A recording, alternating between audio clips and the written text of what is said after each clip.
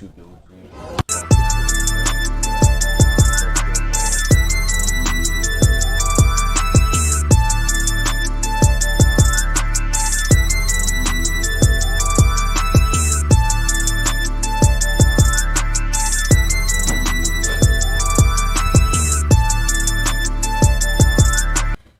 What's good? What's good? What's good, everybody?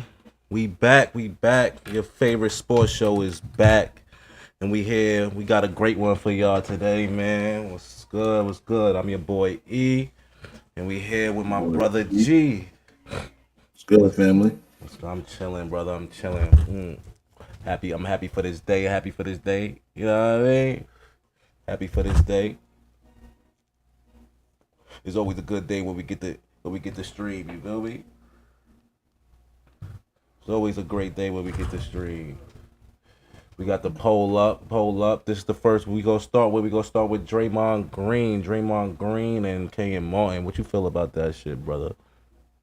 It's entertainment. Just entertainment. It's funny.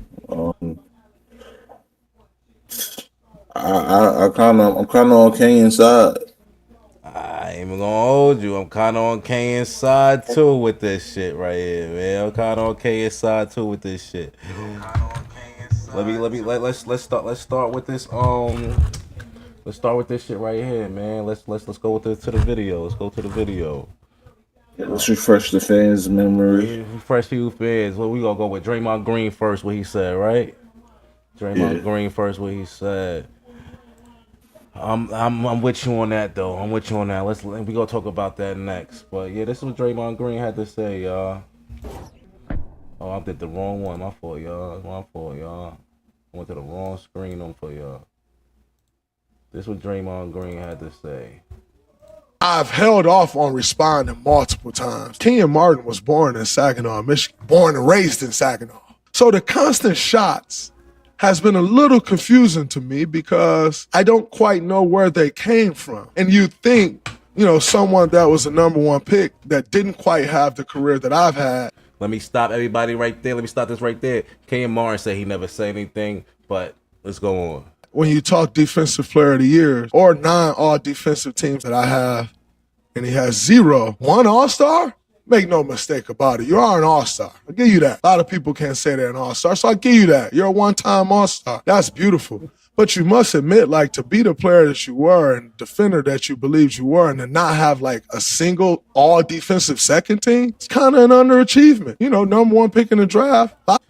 I have a clip. Stay tuned, y'all. I have a clip, literally, of Kenyon Martin responding to that, and I agree with him. This is why I'm on Kenyon Martin's side with this. But I definitely want your point on it. I want the viewers' point. Who y'all agree with, Kenyon Martin or Draymond Green?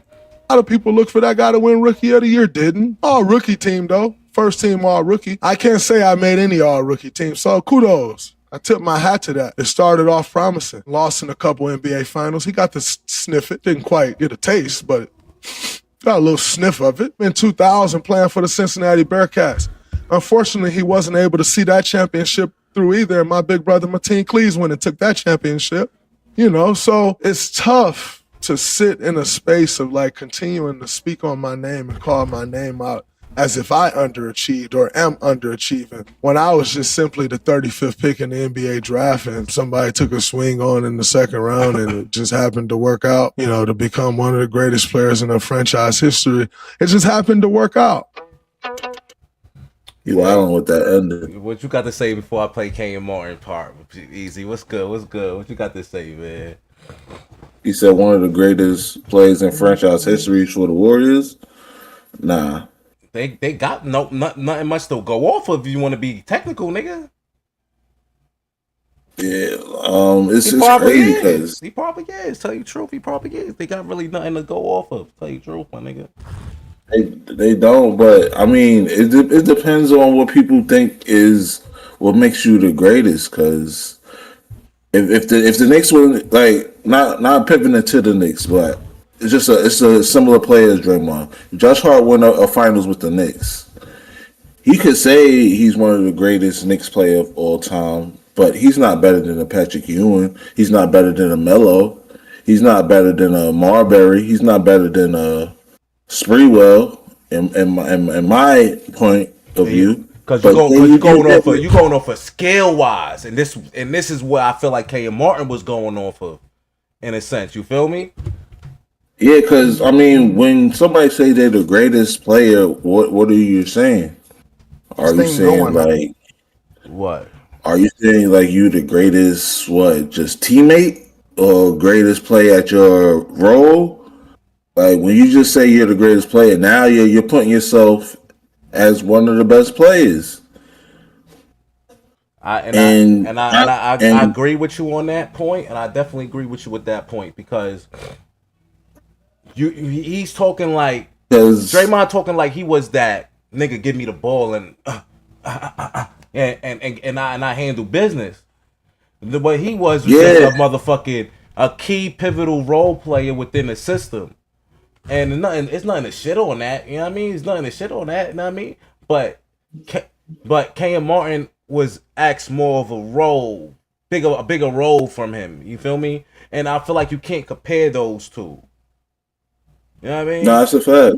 But and Draymond, he got the leeway to talk because of the rings and stuff he got. So like I guarantee you, if he didn't have those rings, he wouldn't be talking as crazy as he is. But I mean, when you got those rings, you could kind of say a lot because you're gonna have a lot of people agreeing with you. It's just like somebody selling 1 million records to a Jadakiss.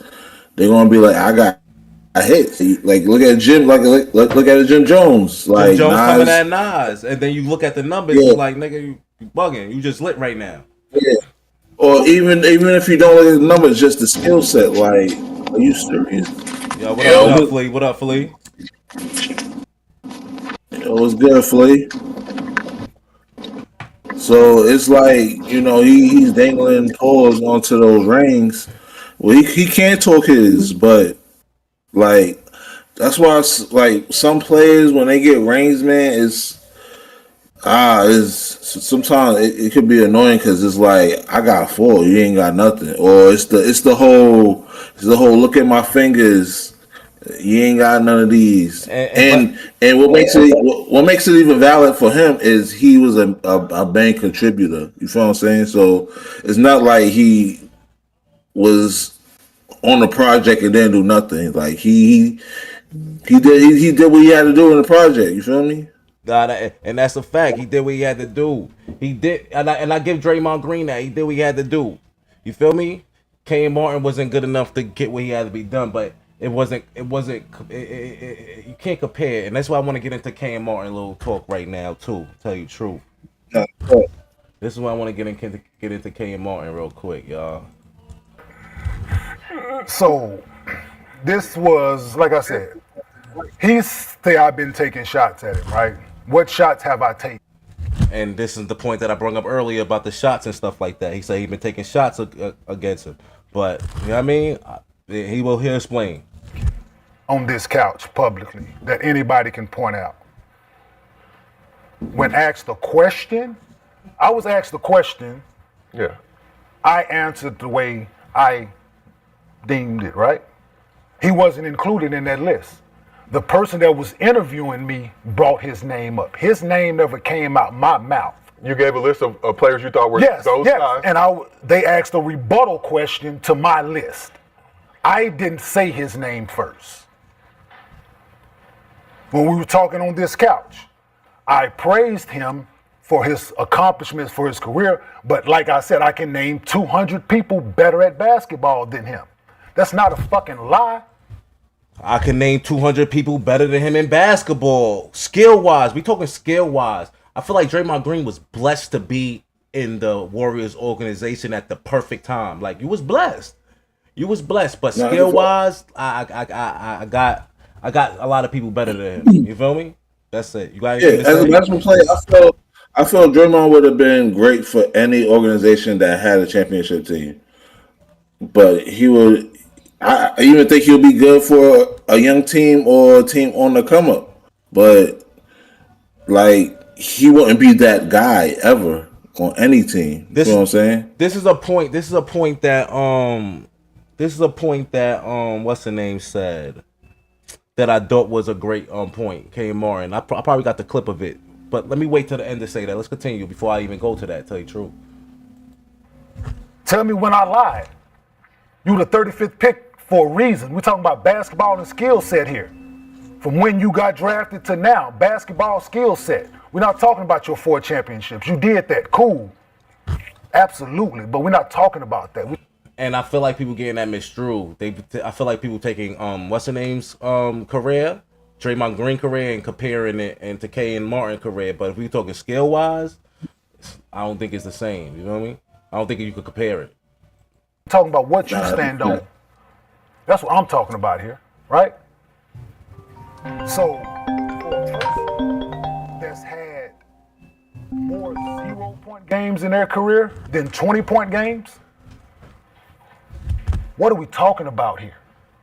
That's you going out there and scoring 0 points 46 times in your career. That's only wicked. scoring 20 points 44 times. That's what you have done and not done. Let's talk about that right there. What time state we on? 47-34. This is gonna be the next time. This is gonna be another. Let's get into another point that he made, but let's talk about that one point right there. To have 0 points 40 something times in your career, and you talking like that. That's what the ring culture do to you, bro. Have you talking crazy, bro? But to be talking like that is crazy. Like. You got carried. Nah, you did, but it's just like a nigga that got a bunch of goons around him, and like they terrorized the whole hood. You feel me? And you ain't got to do much until you by yourself, and you really see how it is. So you gonna talk yours because you're around gang. You feel me? And that's what Draymond and some of these ring guys do. Like. I got this because they contribute. Like they put in the pain too. So it's not like Draymond's is getting his off the bench or he's on some, no disrespect to Robert Horry. Like he like they call him Big Shot, but Draymond contribute more than him. You feel what I'm saying? So yeah.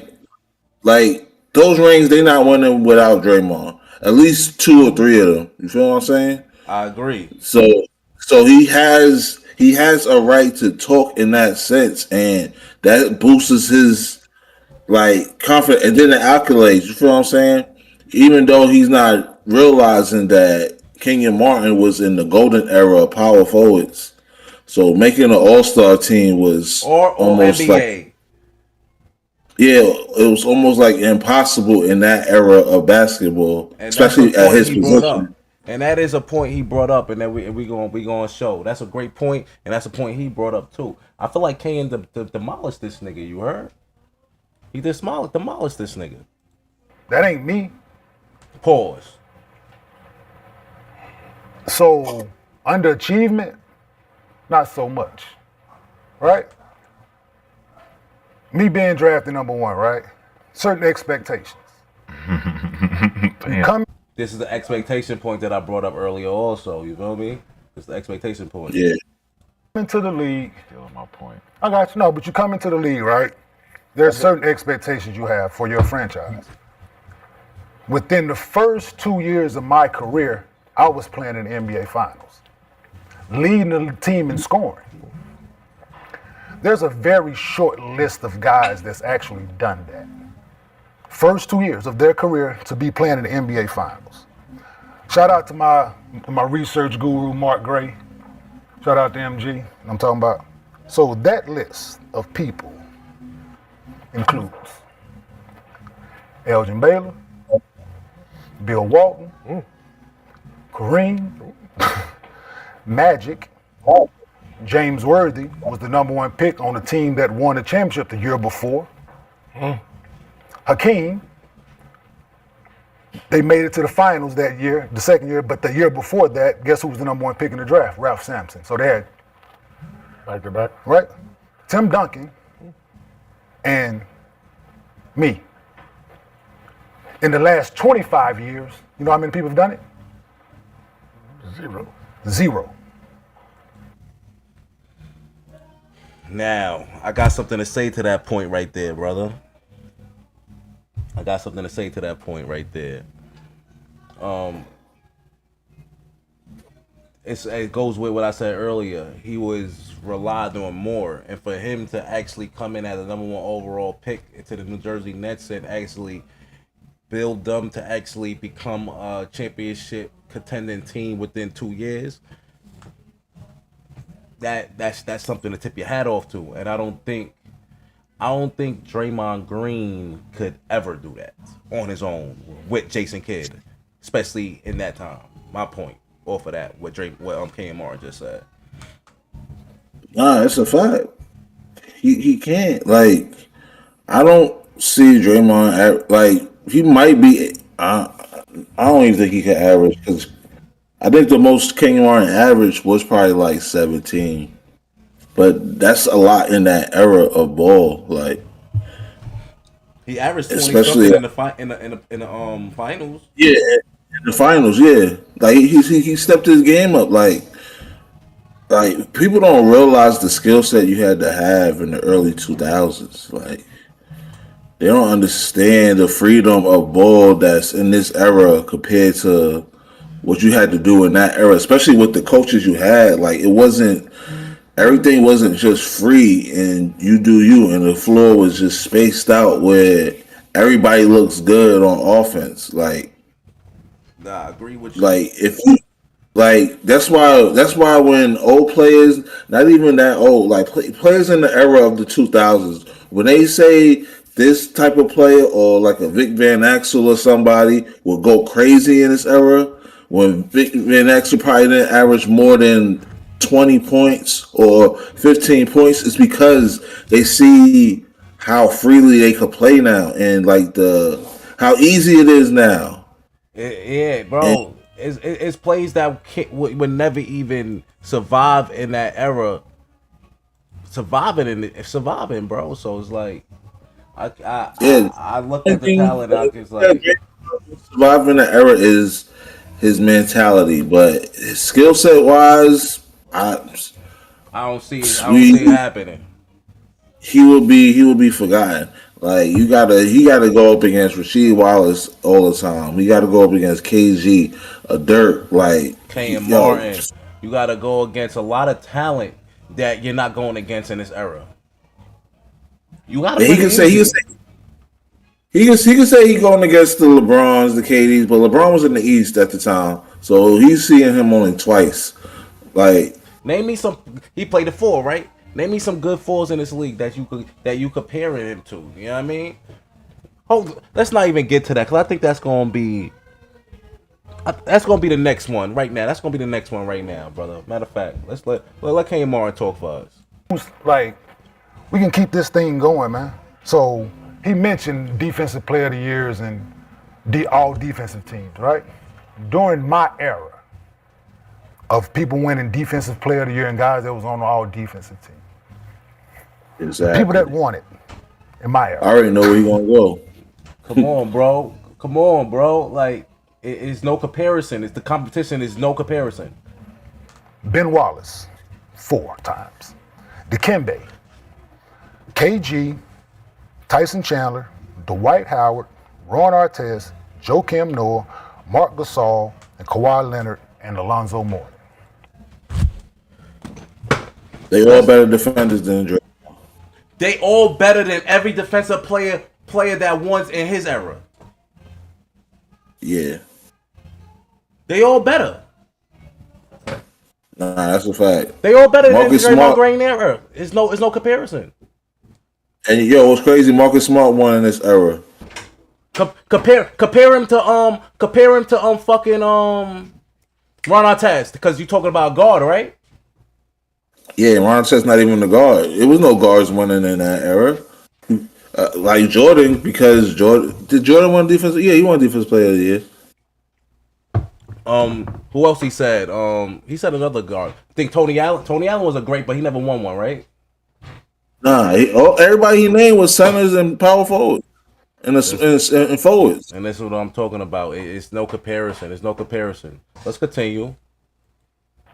And I left out one of my teammates, Marcus Camby. So how can I? So Marcus Camby, another great one. Another great one. But kids will hear Marcus Camby and be like, Marcus Camby, like in your they era, just don't understand. Like, Mr. Green, you won it once. Rudy got 4. Giannis, Marcus Smart, Triple J, and Evan Mobley. Triple J, Jaren Jackson, Evan Mobley, great defender. Don't get it twisted. Great defender. Don't get it twisted. But still, Marcus Smart. Yo, Dyson Daniels was up for him. And I love Dyson Daniels on defense, but he wouldn't even sniff the surface in the 2000s. come on, bro. This is what I'm talking about. You got Marcus Camby. Names he mentioned, Ron Artest. These are great defenders. That's probably the top great defenders ever to play in this league. He mentioned. This is what I'm saying. And then you got the nose to you got the audacity to talk about Kenyon Martin. Like he ain't do his thing amongst these legends. You feel me? It's crazy, bro. Because when you have that title hanging, like them banners hanging, and you contribute, it make you feel like you unstoppable. And sometimes Kenyon's giving him a reality check, like. But you know, Draymond's in the era where he got these young boys, and he's gonna have a lot of people agree with him and stuff, because like that's just the way this era is. Like, and they're gonna go back and see Kenyon Martin's highlights and stuff, and they're just gonna see all dunking and all that. But they're not looking at his highlights, but not looking at the players he's playing against too. Yeah, they looking at he playing great. You're playing great. You're doing your thing. But who's you, like you said, who you're doing against that's what you gotta compare it to. You feel me? That's what it is. It was one young boy that was looking at his highlights and was like, all I see is dunking. I don't see no passing. I'm like, why do he need to pass if you got Jason Kidd on your team? You had a playmaker. You doing what you had to do. Steph Curry is he's not a playmaker. He's really a two guard. He's not a Jason Kidd, especially when it comes to passing. Like, what are we talking about? Well, so Jason Kidd, you can say is the greatest passer in the NBA. But what I'm saying is, my point was the point is that Kenyon Martin played his role as his role was made. What you gonna try to be a playmaker when Jason Kidd's a playmaker? Yeah, exactly. Draymond Green to get minutes he had to find his way. Tell you the truth. To get minutes, he had to play. He had to find a way. He could make plays. He had to be a little playmaker. He had to do a little bit of everything to fucking play to get some minutes. And he's good at everything. He can do everything. You're good at, but he's not great at anything. Yo, and I'll even go here, and it might sound like I'm hating. He's probably just a great system player where, hold the ball right here. When he cuts, then you pass. And he's just probably good at listening. Like, it's a lot of things that could go down. Like, he found his role. That's what I'm saying. He found his role within the game, within the team. Like, he found it. Like, nobody's gonna ever in life, when they talk about power forwards or forwards, mention Draymond as a good passer. No matter if he could average 15 assists this season. He will never be brought up in one of the greatest passers or playmakers in NBA history. Never. Because people they'll see how he's distributing the ball. It's not him doing it off of I'm a dribble here, look this way, and tell him to cut. No, he's holding the ball until the play is being ran. Like you said, like he's a great role player. He's not doing it off of instincts and, I know you're going to be right here. Yeah, you know you're going to be right here because the system says that. It's not his instinct off the dribble or him dribbling down the court with his skill set. No, that's not you. Like, that will never be you.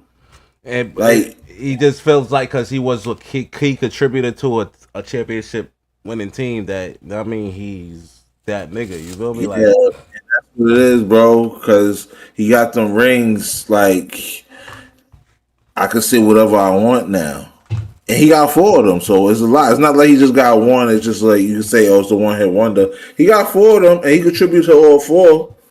But you know how niggas say, yo, Scottie Pippen carried Michael Jordan. You know how people saying that? Like, you know them little memes and shit like that. These little broad people say. Draymond Green got carried. Literally, it's not a debate. He got carried to 4 rings. All right? Nah, he did. So it's like, come on. Like, yeah, Kenyon Martin didn't win a ring. I got you. He didn't win a ring. Fuck it. But he honestly was a key contributor to get into one.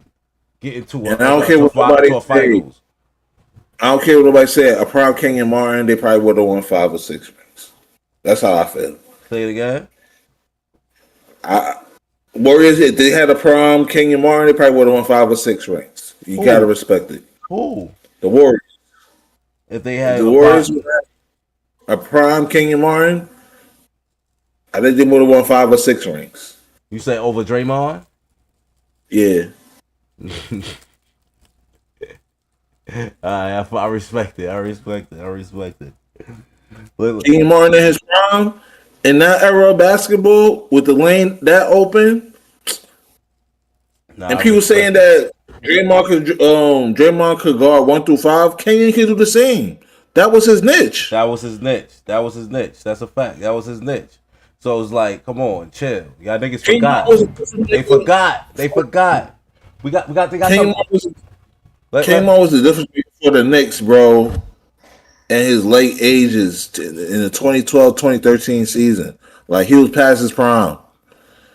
Let's get into more what Kenyon Martin got to say, because I think he got some more great points real quick. Hold on. This point, I don't even know what it is, but I wrote that some timestamps real quick. So we are, of course, he's not a basketball. And not to mention, right, all defensive teams. I mean, all NBA teams, right?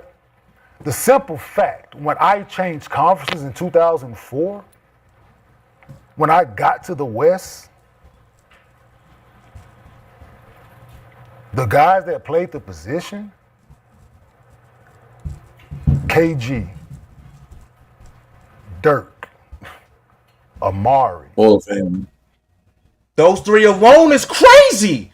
Draymond ain't guarding nothing like that. Nah, you're not. But come on, let me continue. Tim Duncan. Greatest power forward of all time. Let's continue. At my position, who is the best power forward in this era that you have to play against? And you only have 2 All-NBAs, in which are questionable because. Great question. Before he say it, let me ask you the question. Who? Great power forward all time. In this era.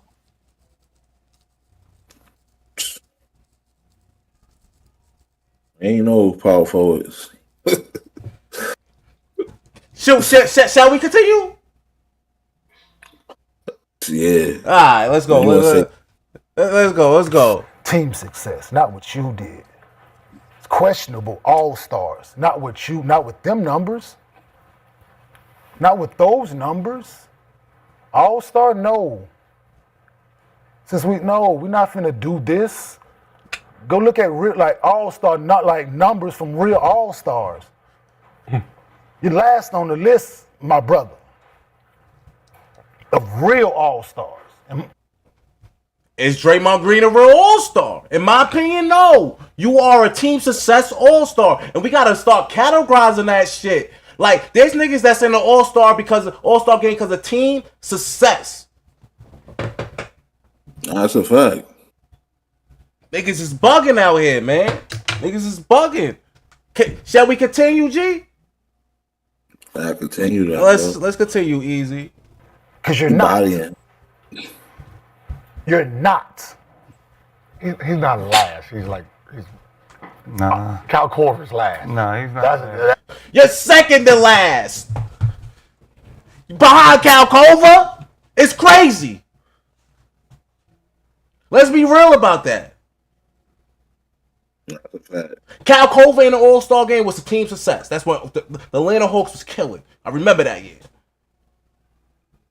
Nah, yeah. Come on now. Shall we continue? Yeah, right? Fuck. Yeah. Keep it going. That's last. He's That all destroying. last. Nah. Cal My Korver's position. last. Nah. Oh, you're in your position. But still, if you want to talk All-Stars overall, as All-Stars well, so, overall. look, we can bunch them all together there as well. Let y'all do that. I'm not gonna let you do that. And You don't even know what I'm talking about. I'm not gonna let you do that. Who's the worst All-Stars with their numbers? name one. Your numbers for an All-Star. What's the worst numbers? Back in the day, they used to have to put bigs in there by positions, right? Who? Who they put in? They just put bigs. Don't do this. It's Who they going to put work in? against you. I'm Who they just put saying. in? No, it's going to work against But you. name. After Gil kill him, we done with this top. We gonna wrap it up. And get to the next top because I like Alex, this. you said 200. Who? Name a big besides KG that could bring the ball up. One of y'all point guards, a skill level. I think this is a horrible point. It makes no sense to me. Which one? That could bring a ball up. What you guys say, Easy? That doesn't make sense. Dirk can't bring it up. Tim Duncan can't bring it up. So you're saying that Draymond's better than him because he could bring the ball up the court? Is Draymond bringing the ball up the court in that era of basketball?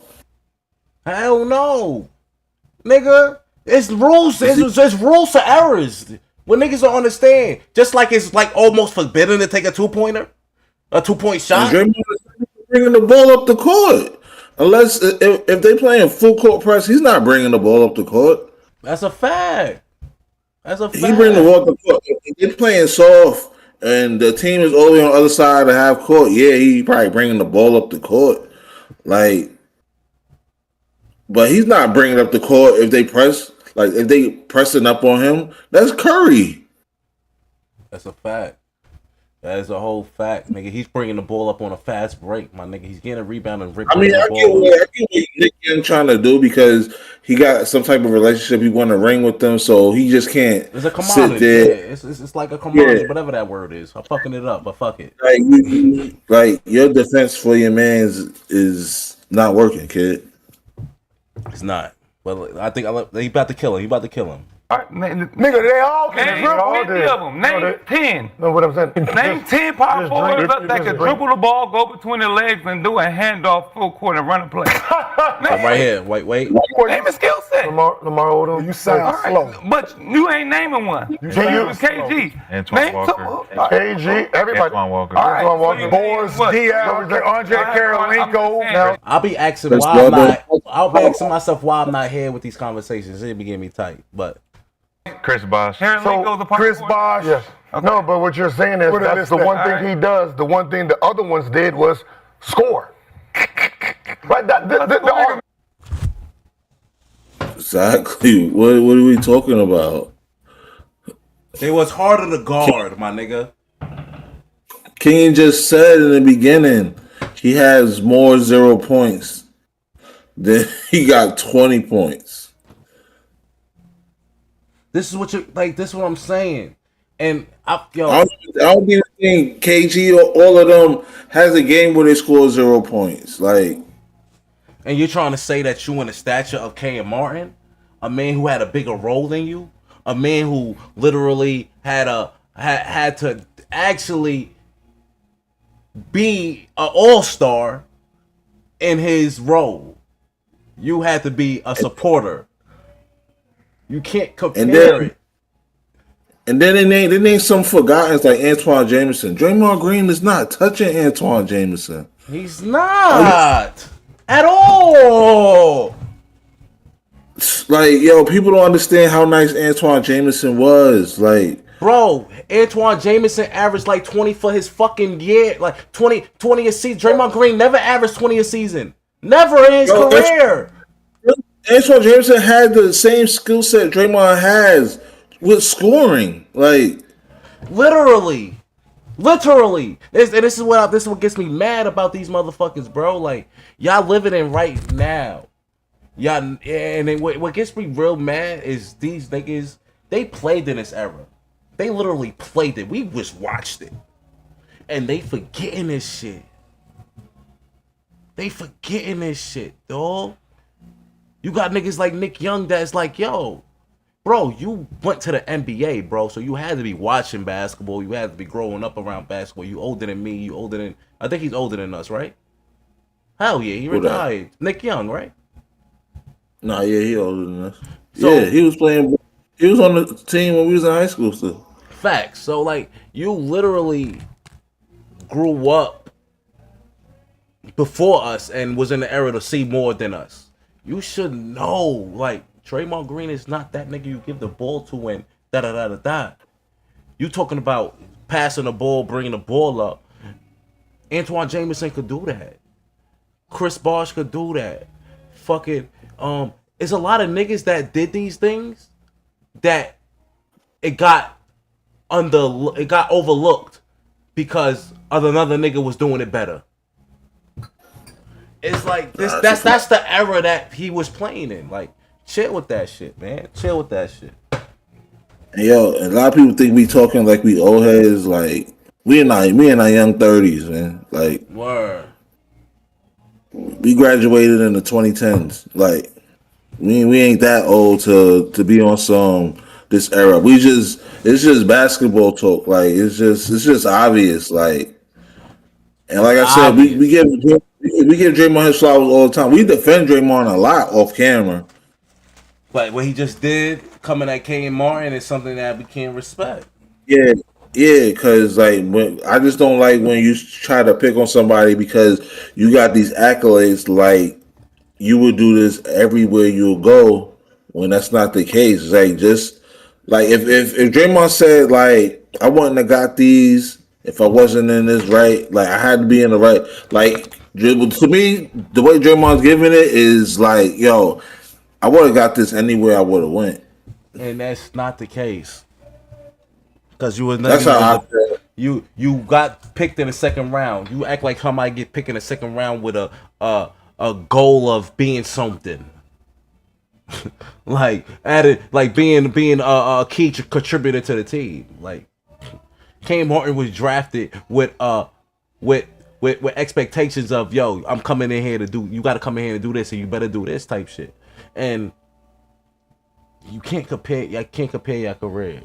Can't. You're closer to Josh Hart than you are to KG or Tim Duncan. And exactly. And then the errors is like you can't compare either. What he had to compete against, you can't compare. So it was like, I think Draymond Green, like, it's like what you said earlier, is like, I think the rings is getting to his head and not looking at the skill set. And if y'all would play 1-on-1, I got Kenyon Martin even to this day busting your ass. So because even if he stopped Draymond, I mean Kenyon's going to score. He's going to score one of them baskets. I don't see Draymond scoring nothing. Come on, bro. Come on. I got Kenyon Martin busting his ass. Tell you the truth. Especially in the prom. If you want to go prom, shit. Prom Draymond versus prom. What is a prom Draymond though? That's the next question. Exactly. It's a short question. Like, what is a prom? Like, what is he doing? What is he doing now that he was doing a little better in his career? Probably playing a little better defense. I mean, he's still playing great defense. Like, I give it to Draymond. Like, he's a great defender. I'm about to go to the numbers. I'm about to go to the numbers, but brother. I don't like. Maybe he's jumping. He was jumping a little higher back then. He was running a little faster. But what is a prime Draymond Green like? Well, he had one of his best 3-point percentage seasons or something. Like, is that considered like a prime year? But like, I don't see people going back to Draymond and be like, yo, Draymond in his prime was different. You feel what I'm saying? Exactly. Like Draymond, like he did, like damn, like nigga, he probably the only nigga I know that don't have a problem, nigga. Like we about to go to it right now. All right, hold on. Let me go to the numbers. Draymond Green, His best season was what? Shit, we got the numbers right here, my nigga. I thought I was about to switch screens, but the screens already switched. They already seen me do everything. Fuck it. But who we talking about? Draymond Green. His average for 14 years is 8 points a game.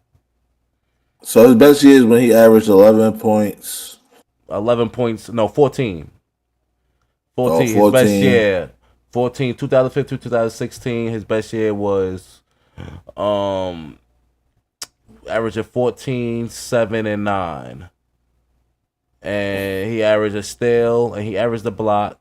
MVP, he's number 7 in MVP voting. That's crazy. That's a fire year. That's a good year, but 14 points is ugly. Nah, he wouldn't have been in no he wouldn't have been no MVP voting in that era. He definitely wasn't, bro. Let's be honest, he wasn't. He defensive player of the year. He was number 2 voting in that All Star, second All NBA second team, defensive first team. Now let's go, Kenyon. He averaged 1 block. That's not bad for his height. Yeah, that's not bad, especially in that era. You know what I mean? And this, you know what I mean, soft ass era. Kenyon Martin best year. It's out of these years. 16.7, 1 block, 1 steal, 2 assists, 9 rebounds. At the end of the day, he's a better scorer. He's a better rebounder, you could say. I don't think Draymond ever averaged 10 in a year. Never did. That's the era. That's the era of big man. And in the era of the big man. And this is what I'm saying. But the competition you had to go off of is crazy. People don't realize when you average 20 points a game in that era, that was considered averaging 25 to 30 in this era. Like people don't realize just like how 20 million a year now was 10 million a year back then. You know what I'm saying? Like 15 years, average 12.3. 6.8, you can round that off to 7 rebounds. Only 2 assists, you can round that off. A steal and a block. This is Kenyon Martin. This is career, 15 years. 14 years for Draymond. 8.7. 8.7 a game. 1 block, 1 steal, 7 rebounds, and 7 rebounds. How much rebounds we average for his career? You can say 7 rebounds. You can say 7 rebounds. Yes, 7 rebounds. I got Kenyon Martin. Nigga, fucking talking. Drop the whole he was a single digits. What you call that? Triple single, man. Mm-hmm. He averaged a triple single.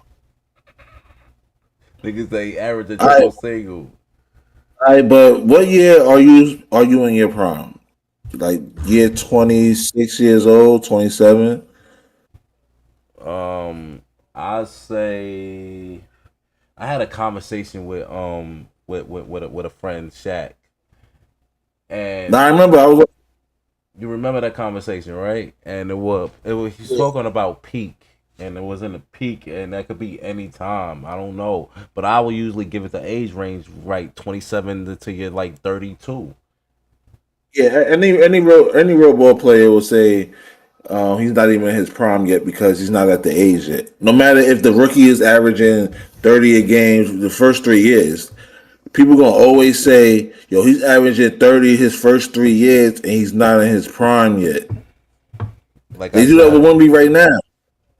They're like, Wemby's doing all of this, and he's not even in his prime because prime years is when when like your body fully developed and everything like that, like 26, 27 years old, and clearly he got worse during his prime, so they didn't have no prime.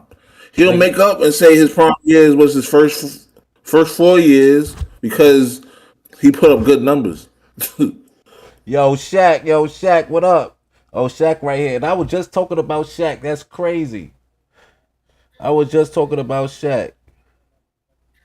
That's crazy. When Shaq messaged in, that's crazy. I didn't even know Shaq messaged in. When do you seen hold this L? Oh, I bet, yeah. But yo, Shaq, do you remember when we was talking about this the other months ago, probably years ago, and what I was just saying, we was talking about the prime years. Yeah, it's your age. Yeah, your You were age. saying That's a fact. Your age. He said so. He showed proof on the internet of it, and that's why I'm like, you know what I mean. It was some proof he showed. That's why I'm like I will go with what he was saying, because if people will do research, they will go with that. But I got Kenyon Martin over I got Kenyon Martin. I got Kenyon Martin. I got Kenyon Martin. I mean, I guess you could say it depends on what type of team you have, but just who's better? Yeah, Kenyon Martin is better than Draymond. 100%. I think he's going off of rings and not going off of. Kenyon Martin's going from the skill set, and Draymond Green's going off of. I would say your peak is in your prime. Your peak. He's saying your peak was in your prime. Facts. But I feel like Draymond Green. Yo, Shaq, if you want to join in, I could send you the Discord and to join in and everything. Also, you could join in. I'll let you know when we go join in every week and type shit. With the conversations. We go to every Knicks game, we really talk. But right now we got caught up in this conversation, so this conversation took like a good hour already. But we usually go every Knicks game and do our Knicks talk and stuff like that. So like, yo, if you want to chime in, shit, he say he cool with that. Yeah. Bet. I'm gonna send you the Discord and shit like that. Section though, we did spend a lot of time on this.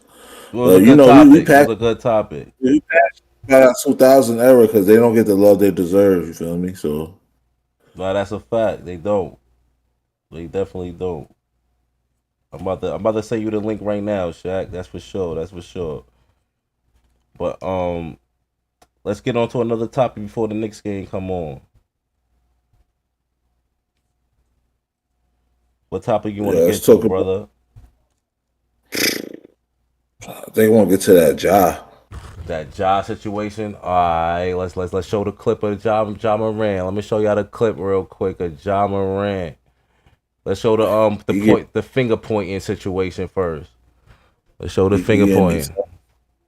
He getting me tight, yeah. Nah, he definitely getting me tight. What is that for? You don't have to do that. Bet this is the Ja Morant pointing finger situation.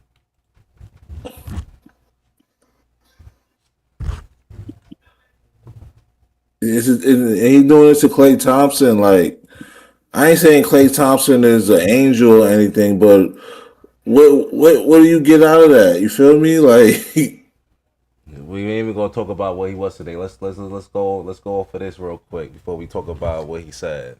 Now, what you were saying about that? About the Klay and Ja joint? Yeah. Let's go with the little pointing finger shit. He was basically saying, yo, you a bum now. That's what he was saying. But it's like, yo, you saying this at your lowest point in your career right now. You're shooting 13, probably worse than that since the last time we saw you shoot the ball. Son, it's crazy. Like, I understand you. Like, you're not having I don't know, bro. I don't know what be going on, and I can't even say young dude's head because he's old enough now. This nigga old. I'm saying he's fucking his career up right now. To tell you the truth. Nah, he is. My opinion. I think he's fucking his career up. Yeah, it would have made more sense in a way if he was on the court, because it could have been like, yo, he said something real slick, crazy.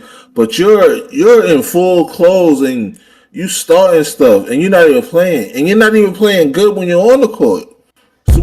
So you call somebody a bum, and this is what Klay could talk like Draymond now. You feel what I'm saying? Exactly. But you want to get into what Klay said right now? Yeah. I bet. Funny guy. He has a lot to say. all the time, especially for a guy who rarely takes accountability. But you know what? That's for another day. What did Ja have to say on this occasion? Nothing of intelligent depth. It was really just his just running his mouth, and he's been running his mouth for a long time. And it's funny to run your mouth when you're on the bench. It's kind of the story of his career so far, just leaving us wanting more. You know, we all want to see him out there and do his best, but he's just been letting a lot of other stuff get in the way of that. And we need that in the NBA. We need our best players to be out there. And when you're a star, it comes with a great responsibility. And I hate to see that go to waste. I found myself. Yo, he gave a masterful response, bro. A masterful response. A real man response. Yo, he gave him his flowers at the same time, was like a big bro to him. At the same time was like, yo, be quiet. Like he could have came a different way. He could have came like, you sitting on the bench, like you're not playing good. Like you're terrible when you're on the court. You're terrible when you're off the court. He didn't do none of that. He basically was letting him know, like, yo, and he just said, yo, you're not taking accountability. And I've never seen once Ja take accountability, bro. Like, and it's like, and it's like every time something with Ja goes on, like it's like he add fuels to the fire. Like he's, I can't even say the word that he is, but and his father don't give a fuck. What guidance do this motherfucker have? That's a fact. It's like his father's putting fuel to it, type shit. You feel me? Like, it is, he's bro. motivating him to do this shit in some sense. Shit's getting me kind of mad, nigga. Like, it's crazy because, and like, what gets me tight because I defended Ja a lot in his early years, especially like with the whole, waving the thing and all that. Like, I was defending him a lot. Like, yo, he young. Like, he don't got it mentally yet. Like, he not thinking right now. But it's like, yo, at the end of the day, some of these kids know what they be doing. Because when they get in trouble, the first thing they say is, I'm young. I'm young. If you acknowledging that you're young, you're not young. Like, you know what you're doing. So, like, and the only reason why you're saying you're young because you think that's an excuse to get out of shit. And I don't know what is he doing? Do he want to leave Memphis? This is not the way, nigga. Like, you're not going to leave. Like, it's going to be a contract up, and then you're going to be on a team for not a lot of money. Like, you're going to, like, what are you thinking, bro? Like, you're not playing great on the court. So what are you doing? Nah, it's like, bro, he's bringing hood antics into professional basketball right now. And what's crazy, any hood nigga can see that he's not built like that. Like, everybody can see, like, he look OD corny when he do it. Like, relax. Yo, Shaq, go to the other room, Shaq. Hold on. Yo, Shaq, go to the other room. It's not this one. It says lounge on top. Go to the other one. It says gotta respect it debate room. Go to that one. But yeah. Hold on.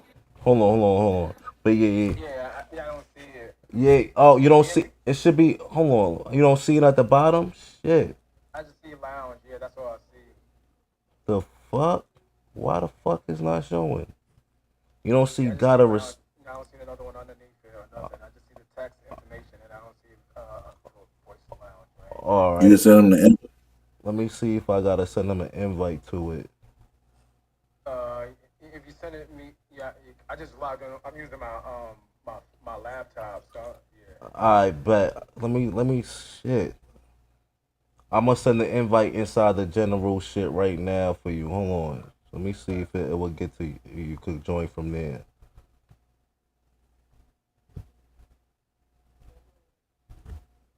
Boom. I just sent it into the general, the same shit that you say yo in. I don't know why they should do that. Let me see. Let me see if I can click him.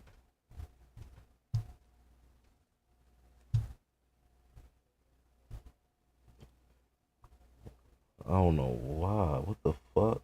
This shit bugging right now. Yo, this what we gonna do, G. Just leave this and go into the lounge real quick, and we gonna have what's the name in here? All right. But just leave it. Just, what's the name and go to the lounge.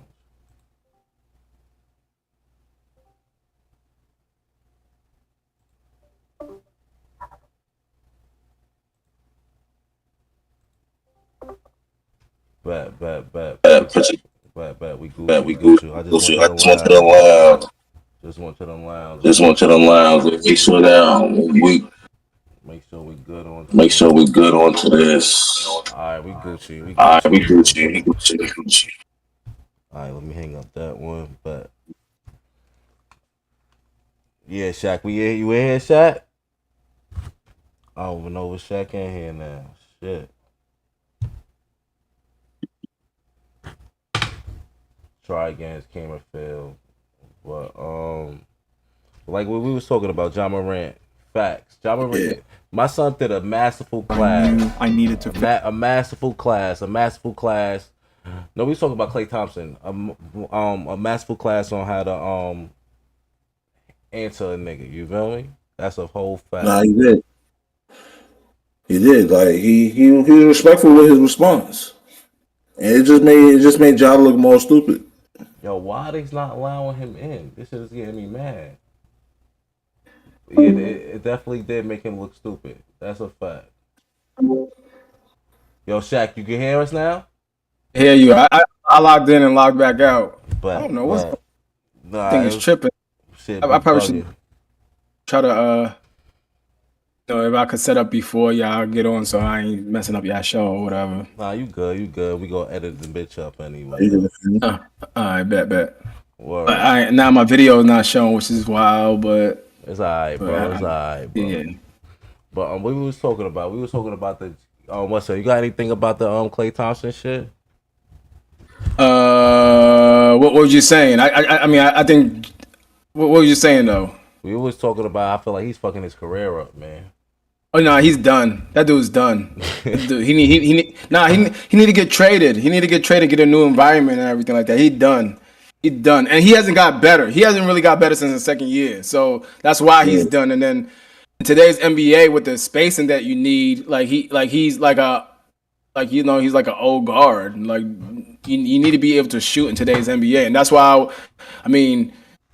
That's why I used to debate against your boy, because to me, I want my point guard needs to be able to be a 3-level scorer. You can't just be attacking the rim now, trying to put pressure on the rim. It don't work no more. Yeah, that's good for your first 2 years, but as you go along in your career, it's like, yeah, we need you to improve. And he has, and you can tell he's losing some of his athleticism too. Like I'm looking at him, he's still athletic. You know what I'm saying? He's still top athlete, but like he just don't look as fiery, you know what I'm saying? He don't look like he could still jump, of course, but he just don't look as like vert, you know what I'm saying? He has to improve his game.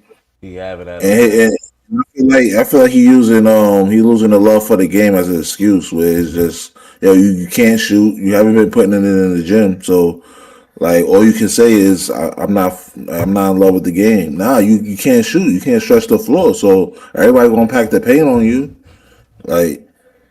I agree with that point. I agree, and it's also the money too. I know everybody want to get paid.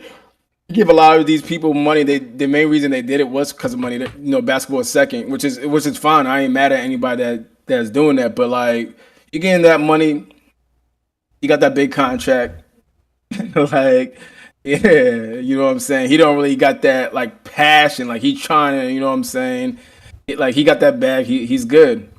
I'm saying, like, it's like he don't care. It's like I'm good. You know what I mean? He's not looking for the future and understand, like, he's not looking at, like, the NBA kicks so many players out before their time to get out that he thinks that he can't be one of them. Especially when you haven't improved on your shot and you can't hit a jumper. It's like, dog, that's gonna be their excuse for kicking you out. Yep. Facts. Exactly. And they ready to get him out the league. Once he was doing that gun stuff and he ain't learned the second, because to me, if you want to say I was an apologist, whatever, I definitely was defending him the first and maybe even the second time. But the fact that he kept on antagonizing it too, it's like, like dog, like you gotta grow up at some point. You know what I'm saying? Like it ain't that serious. And I'm not saying black people can have guns. You know what I'm saying? But like, I don't think it was worth what you were doing. I think it's on Memphis is getting worse for them too, because it's getting to the point where if they do trade him, nobody gonna give them anything for him. Like they're gonna get him 30 cents on the dollar. Yeah, like So you gotta make a move now, basically, in some sense. Yeah, I won't even let him come to the games no more. Like I think that whole team though, that whole team is like it's constructed bad. Once they got rid of Desmond Bane, the only person that could truly stretch. I mean, I guess Jaren Jackson a little bit. But once they got rid of Desmond Bane, to me, that's like you need to just blow that thing up. You need to blow that up. And I always try to look at what teams he could go to. There's no team that can really use him. Like, you know what I'm saying? His archetype is archaic. You know what I'm saying? So it's like, what team could get him, and they're gonna be a better team? Yeah, I was just about to say that. Hey, now if you look at it, like he go to Miami, he's gonna make Miami worse. But they strict. They strict though, so it's a different organization. Yeah. What's it called? Not that. But just imagine putting him on Miami with Davion Mitchell. He's playing good. He could hit the shot. He's not consistent, but you put Ja there now, like it's like you did bring a good team though. I ain't gonna hold you. Like Miami can make anybody. they get the max out of anybody. Yeah, they do got Eric Spoelstra, so I take that back. Miami could probably get the max out of him if he wanted to like fall in line, which I don't know. I don't know if he's gonna do that, but I don't think Pat Riley gonna give up. Yeah, he ain't going. But he gonna give them a bunch of seconds to probably like a first 20-40. Yeah, they gotta take some. Go through every team though, and then you know, to me, Ja won't probably at his right now. I mean, he's in the prime of his career, but his peak was probably his first 3 years in the NBA for real. So far, if you look at his career, and you're right about that.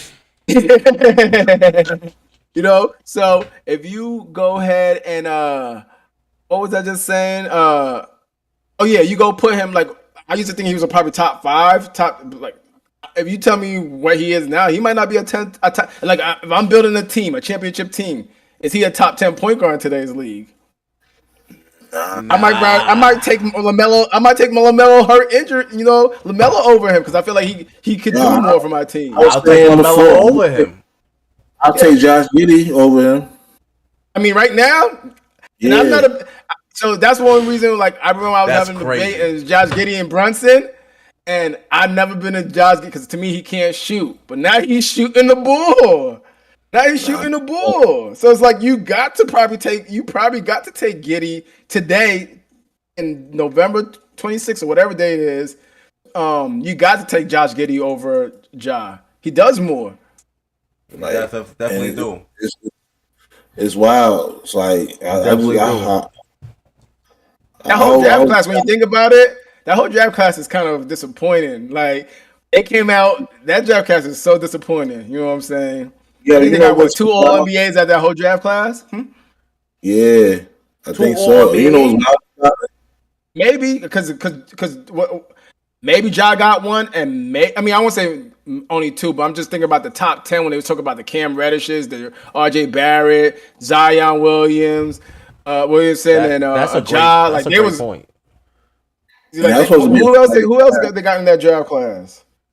Unsuccessful motherfuckers. Nah, they all successful, but you know what I mean, like in the NBA. Yeah, we talk about expectations. Yeah, expectations. But you know what I mean? That's a great point. I gotta look at that. Let me go to that draft. When you talk about Ja after his career's over, you're gonna be like, yo, he was fired his first 3 years, and then when your kids ask you what happened the next, you can't even say it was injuries. You just gotta say niggas just got whacked. Like 2019 is crazy. I'm gonna let me show this for the people. It's on the screen on top. You got Zion Williamson, Ja Morant, R.J. Barrett, DeAndre Hunter. I mean, Darius Garland, Jarrett Culver. I don't even know who that is. This nigga went to Phoenix. He played a little bit in Minnesota, but he ain't really know. I thought he was gonna be okay. You know what I'm saying? Cody White, a bunch of role plays. Tell you the truth. Hachimura, Reddish, Cameron Johnson, where people still think is more potential for him, but this how long it been? It's been fucking 6 years now. Nah, he was super old. They wasn't even thinking he was gonna get drafted. What's it called? Old boy that I like a lot. That went on the Bulls was surprised he got drafted. What's his name? Kobe White. Yeah. Kobe. I like Kobe. I like Kobe White. Kobe White. Right. But it's like, yo, it been how long? It been 6 years. You are who you are now. You feel me? Yeah. And I get what you're saying. It's like it's disappointing.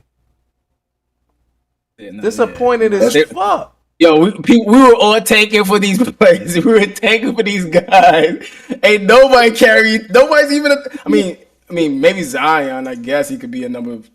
Because niggas just hope. I feel like it's just a hope. It's just a hope of if he's ever get healthy. But I don't believe it's ever going to happen. It's over. It's over for him. It's over. For him. It's over. He's over. It's over. You consider that the draft class? That's crazy.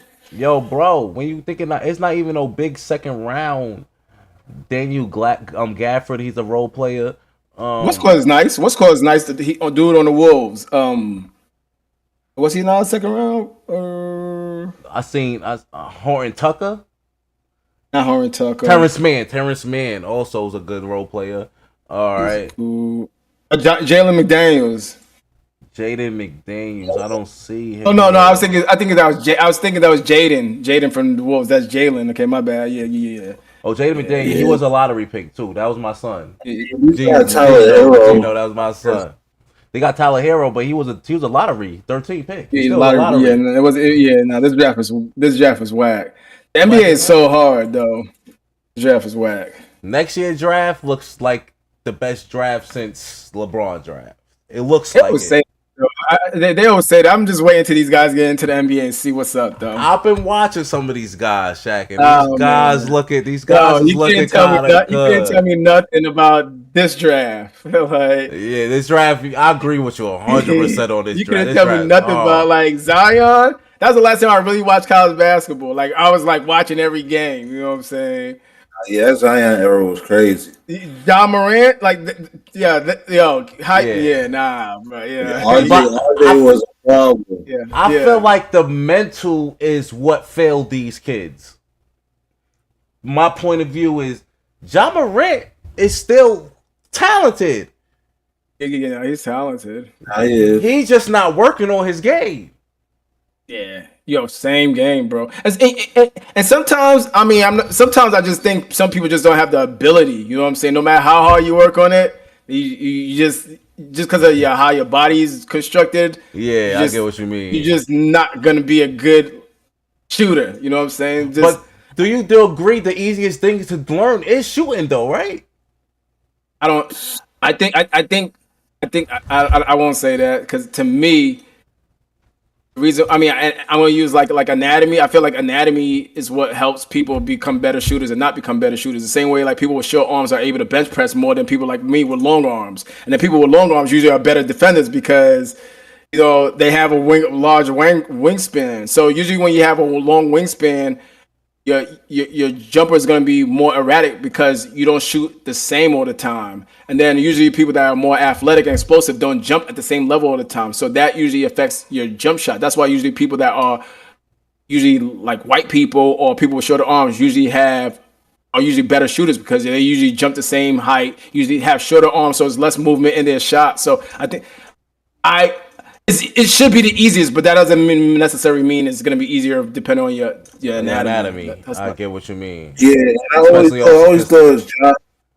always thought Ja and Zion form wasn't going to make them great shooters. Yeah. Ja's form been trash. That's why they always try to adjust their shot. They try to make it more compact. They try to make it shorter because also when you shoot in two, you got a defender in front of you. So people with long wingspan, like where are you shooting it? Where you're shooting, there's a lot to it. So. Yeah.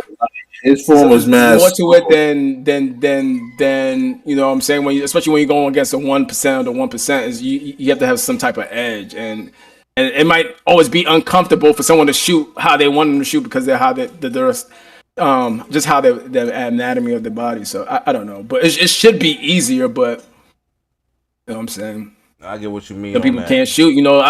You be seeing, and then another thing comes is the mental. I be watching Mitch Robinson shoot threes, you know, in practice. He come in the game with a defender, and the the mental aspect of basketball is a lot too, for real. Speaking of Mitchell Robinson, let's get in our Knicks shit before the Knicks game come on, man. Yeah, I watch every Knicks game. I'm gonna go live with the Knicks game in a few minutes before the Knicks game come on. I'm gonna go live and show why the Knicks game going live. I'm gonna show when they score. I figured out how to show it without getting copywritten. But I did it last episode. I was successful. But Knicks game. The world know me. But Knicks game, yo. We got a Knicks playing the Hornets tonight. What's up with y'all with the Knicks tonight, man? The same old, bro. They should win today. But do you feel like the Knicks need to set an example though today? I feel like the Knicks need to set an example. I feel like, and not even the Knicks, Mike Brown needs to show an example that he has it. He has a hold of this. I'm getting it right. Because to me, everybody's just going to think about Thibodeau and what he did. So, what you got to say, Shad? I said to whoever's thinking Thibodeau. So I was a big Thibodeau supporter. I am a Thibodeau supporter, but he has a max ceiling, and anybody that is not happy with what Mike Brown has done is not watching basketball. In my opinion, anybody that's watching it, his players aren't performing, but what he's doing is he's not doing template coaching. He's changing game schemes. I like how he's adjusting. He has adjusted well, especially after halftime, trying new things. Like, to me, I'm not gonna go too hard on him regardless. I just like what he's seeing. I think this is just a testing phase for him. Like he's doing things that he's gonna be able to see. Okay, this is not gonna work in the playoffs. Like, even when we losing to the good teams, from what I'm seeing, he's trying things to prepare us for the playoffs. He's not worried about the regular season. That's what I need him to do. He echoing the same things I've been saying. I feel like he is all read and react right now. Like the players is taking a lot of threes because the players is taking a lot of threes. Like, there's a lot of plays where Mikal. He could have took the three. He pump fakes to take the mid range, and you see Brunson. He was taking a lot of threes beginning of the season, and he's going back to his midi more. Like, and I think the key for the Knicks now, and I see it with Towns, because Towns does it when he plays these below 500 teams. Yeah. Like, he goes off.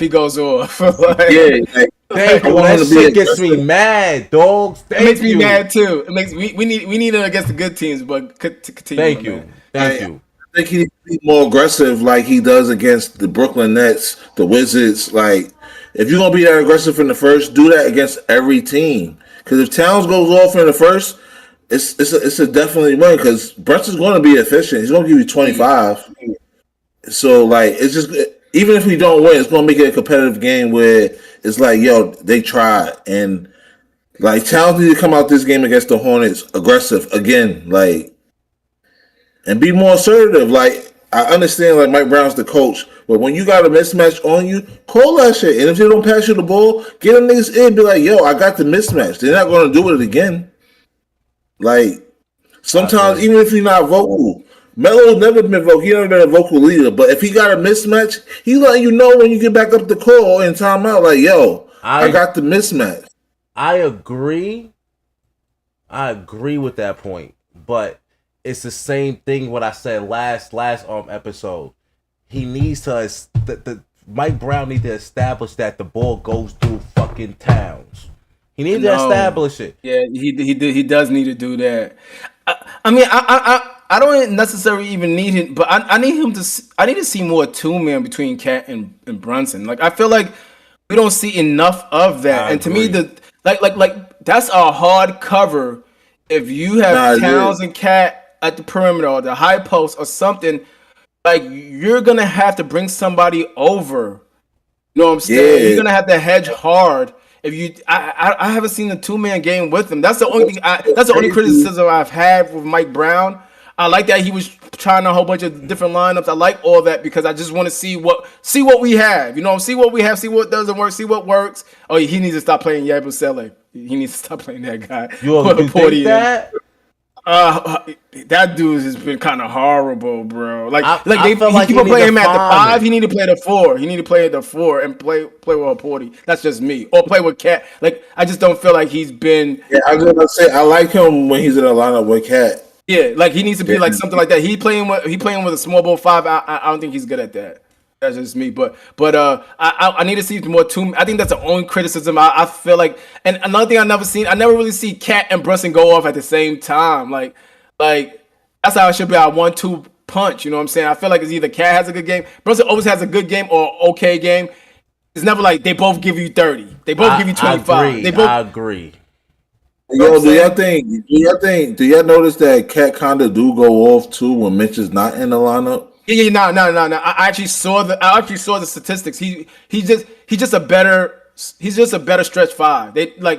I understand why we're probably a better team with Mitch because of our defense, but he plays better at the 5. No, he plays better at the 5. Yeah, that's why I was like, I wouldn't mind Mitch coming off the bench. I'm not saying like he'd come in early, but just to start off the game, I just feel like it should be like I don't know who you put. Like Shaman not there, but OG be back. Give me your starting 5 hurt. Injury free then. Yeah, and I'm starting like Tyler Kolek in the backcourt too. Like, nah, I'm not doing that. Wow. I'm not doing I honestly like Tyler Kolek. I'm not doing that. I want to continue to give Tyler Kolek playing time because I want him to actually find his pace because I think he adds a lot to the game. I think he do a little bit of everything. My point of view, watching the game, and if you can find his way, it could benefit the team.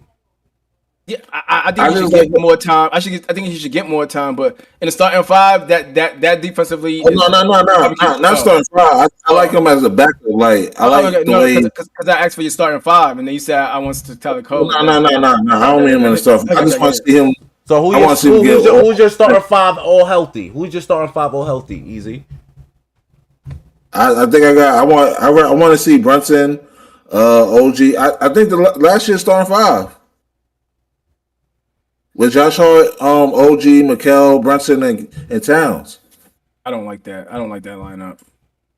I like Mitch Towns. I like Mitch Towns. OG, Brunson, and Mikal. I like that lineup, but I think that the rotation has to be a little bit different. Meaning, I think that you should take out. I think you should take out Towns earlier on, so Towns could play without Mitch, and put Yabusele in. That's not bad to me. For me, I rather depend on matchup. I rather do matchup because that's one thing about this Knicks team. I think we have the tools on our roster to match up with almost any team in the NBA. But if we go all like what my starting lineup is, I want Towns, OG, Bridges, and I either want Deuce or Shamet, and then Brunson. That's what I want because I feel I want to Deuce in the starting 5 like beginning of the season, but I just thought perimeter wise off the bench that they would need help defensively. Like I would rather Deuce over Josh, but I just thought Deuce would help the bench more. But I don't really like Deuce and Clarkson on the court together. I'm kind of liking Shamet more than Deuce. I'm not even gonna lie. So Shamet's been hooping, and that's another thing why I don't like Tips because I've been saying that since last season. Shamet should have been getting minutes because he's been going off since last year when he came back from his injury. But the reason why I like Deuce, but Deuce perimeter defense is he's our best perimeter defender, and I think we like. For us, like Bridges and OG aren't good perimeter. They good defenders, but they're not our best as far as fighting over picks and screens and stuff like that. And so how you feel about Deuce on defense? He's alright. That's what I say. He's alright. I feel like he's our So that's what to me. That's why I don't like Josh Hart, because Josh Hart is overrated. Yo, He's overrated. Shaq, you bugging right now. Yo, trust me. I'm gonna start bringing clips. This dude, his on-board defense is okay. His team defense is horrific. Watch any 3-point shot that is made, and then they wide open. Is Josh Hart. Is Josh Hart. His off-board defense is horrific. He doesn't know his assignments, and it kills me. He doesn't press his man right. He leaves him so much space. It's crazy. And he doesn't respect anybody. I remember I was watching. What game I was watching? And he just kept on letting the rookie. Oh yeah, it was against Atlanta Hawks. The rookie had his 32-point game. Ricochet. He just kept on letting the dude shoot. He would not respect that guy, and it was driving me crazy. And I don't think he respect Towns. Who, Josh Hart? Yeah, it's like he defers away from Towns to passing the ball to Towns a lot, to me. My personal opinion. Then I hate when they play the ghost coverage. The ghost coverage is when Josh Hart and Towns is on the court. They put a center on Josh Hart and put a wing on Kevin on Cap, and they play off for Josh Hart. And it's 4 versus 5. That's why I do not want him in the starting lineup. I can't do it. I can't. I watched it all last season, and I cannot do it. I don't care who the new coaches. He won't shoot the ball. I think he's a good glue guy. He needs to be on the bench. He needs to give him like energy. But to be in the starting lineup, we need to hit him hard. Give our bench a lead while our starters rest. That's what I feel. So, and I agree with you, because I feel like he's a great glue guy off the bench to give you energy and help that second unit do the things that, because he could do everything. He can rebound. He's a Swiss Army knife. He can bring the ball up. We don't really got no guards, so he can help him. He can help Kolek with bring the ball up. He can do all that stuff. And Deuce is not really a great ball handler. Have him be the 3-and-D guy, spread the court open for Cat, for Brunson. That's what I just feel. I feel like him or Shaman. The only reason I think he would be better in the starting lineup, and Shaman would be better on the second unit, because Shaman can give you buckets for real. So on a good day, because he be having a lot of open shots, and he be missing that shit. Though I ain't gonna lie, he's shooting 45% from 3, bro. Right now, 45%. Yes. Because the games we needed that nigga, he did. You can't lie. The games we need. Look at the games we needed him, and I guarantee you that nigga did not hit the shot when we needed him. It was like 2 games when niggas open probably like 5 times in a row. Like the game before the last game, he's shooting 42% from 3.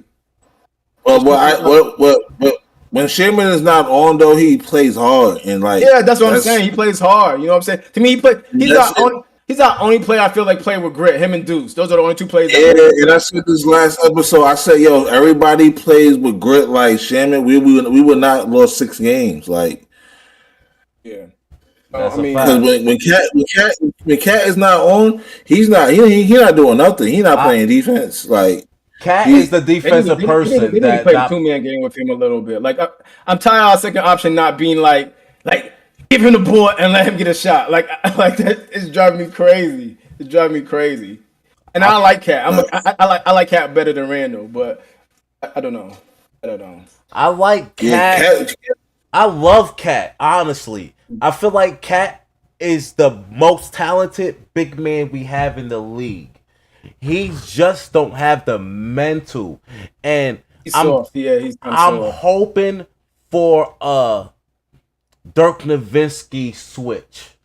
Oh, that would be, if he do that would be great. That would be great. Because last year when I was watching him, and for the beginning of the season, I thought like, yo, Cat is playing better than Brunson. You know what I'm saying? Yo, he was playing great, bro. Playoff Towns is different. Yeah. So it's he I don't know. Even when he was throwing on little fake accent and all that, like I was with it. Yo, bro, he take iffy shots to the point like, G, like when you say like, yo, he take far threes, like, and I would say like, yeah, he do, but from the playoffs, I don't give a fuck because it came in the clutch times when he hit that shit. Nah, yeah, But he be doing it sometime when we down like 15 or down 10, or we be on the run, and he'll take a half court three. I understand like he could make those, but it's like, yo, you could have moved up a little bit more, nigga.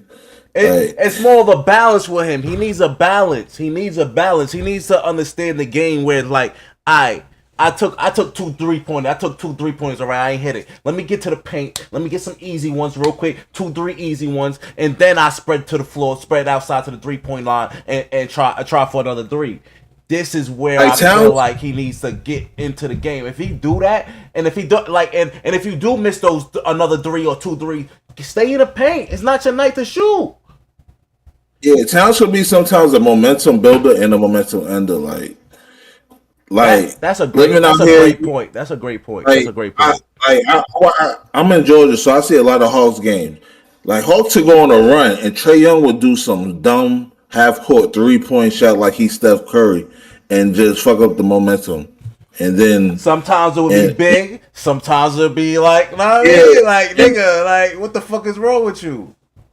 Yeah, and it's like, yo, why you take that? If it go on you, like, let's go. But it's like that wasn't that necessary. Like, and that's the only thing that can be getting me tight with Towns sometimes. And I just want him on the pick and roll to stop playing the pick and roll so soft all the time. Like, because he goes right under it and they shoot it. And I hate when they do the same play to Towns 3-4 times and he's still not picking up what they're doing. Like, you can't be that slow.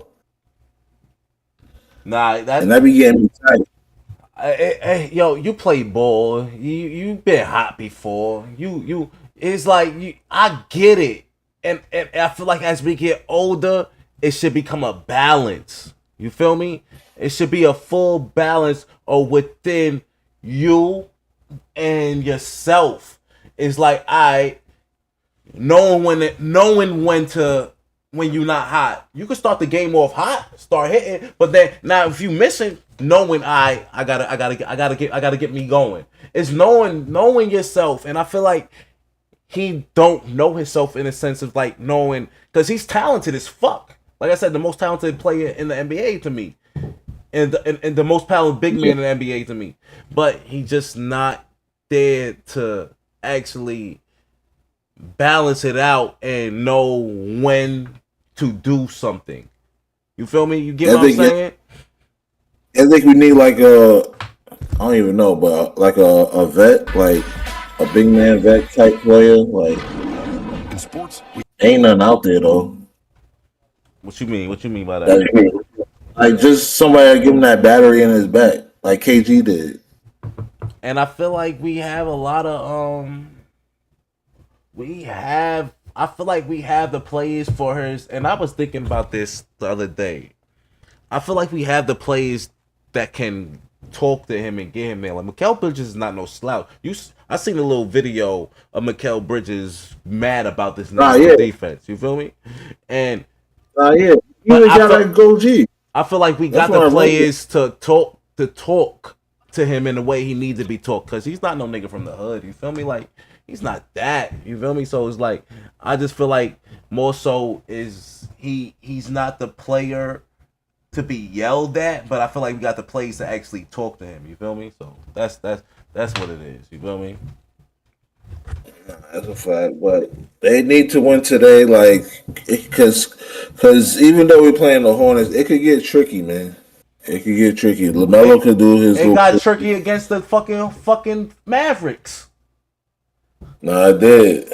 Y'all see the game? We look at Brunson, 28 a game right now, 48. Oh, that's the last this season, 14 games, 48%, 37 from the 3, 6.5 assists. 28 a game. I see this. Yeah, I mean, episode over. Y'all niggas can get out whenever y'all want. I'm gonna watch the game for a little bit until like 8 o'clock, and then I'm gonna live. I ain't gonna hold you. Better than I thought. Doing better than I thought. I just wanted to get that assist up. Facts, but I ain't. His numbers are alright. I thought his percentage would be down a little bit, but he doing his thing. We live watching the game. We always say Brunson start off slow. So if his numbers is like this right now, That's what I'm saying. When he find his what's the name, and I think Shaq made a great point when he said what he said about the about Mike Brown and how the system and things of that nature. I agree with him. He's trying to find it. He's trying to find like you know what I mean. He's making adjustments, and I feel like he's gonna find it soon. He want players to read and react first. He want them to get in rhythm of what he wants them to do before plays is getting set. And I said this during the off season that whatever Mike Brown want to do, if he want to play with the lineups or just get the feel for the team, he has to do it in the beginning of the season before it gets to the second half of the NBA season. I agree. And like, because you can't say the offense is bad if we're fifth in offense. Yeah. If it's bad, we would not be fifth in offense. Like, you hear me? Yeah, I hear you. Yeah. Like, this been tripping. My bad. I've been talking. Go ahead. Oh, my fault. And like we're like the offense is just better. Like you can't be mad at this offense and then say like we should have kept Tibbs because there was no offense there. Like it was Brunson, do you, and if you see somebody open, somebody cut, pass him the ball. It was wreck ball. It was Tibbs saying, go play ball and score, or just go play basketball. And I'm gonna set up plays whenever the time comes. So like, and it wasn't great plays setting up. My bad. Anybody that thinks Tibbs is coaching better than Mike Brown has Stockholm syndrome. Anybody? they scared about paranoia of the Knicks.